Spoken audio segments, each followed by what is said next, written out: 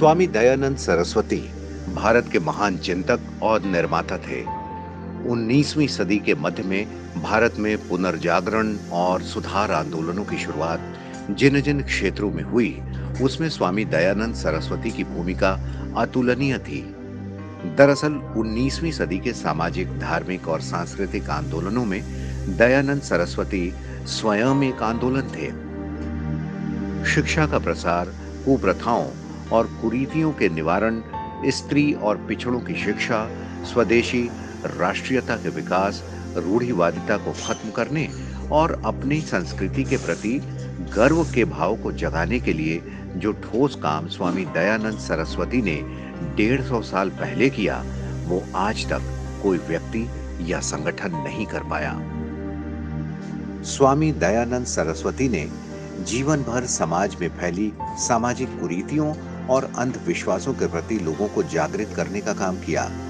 उन्होंने जन्म के आधार पर जाति व्यवस्था का विरोध करते हुए कर्म के आधार पर जाति व्यवस्था बनाने पर जोर दिया।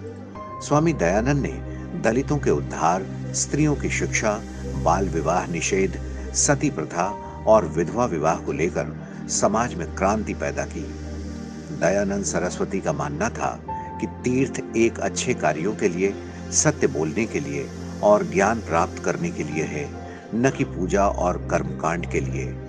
वे जातिवाद के भी विरोधी थे। वे जन्म से जाति यानी ब्राह्मण, क्षत्रिय, वैश्य या शूद्र की उत्पत्ति को सत्य नहीं मानते थे। उनका मानना था जो धर्म, शास्त्रों और वेदों का ज्ञान प्राप्त करेगा, वही ब्राह्मण कहलाएगा। उन्होंने छुआछूत को भारतीय समाज का सबसे बड़ा दोष माना।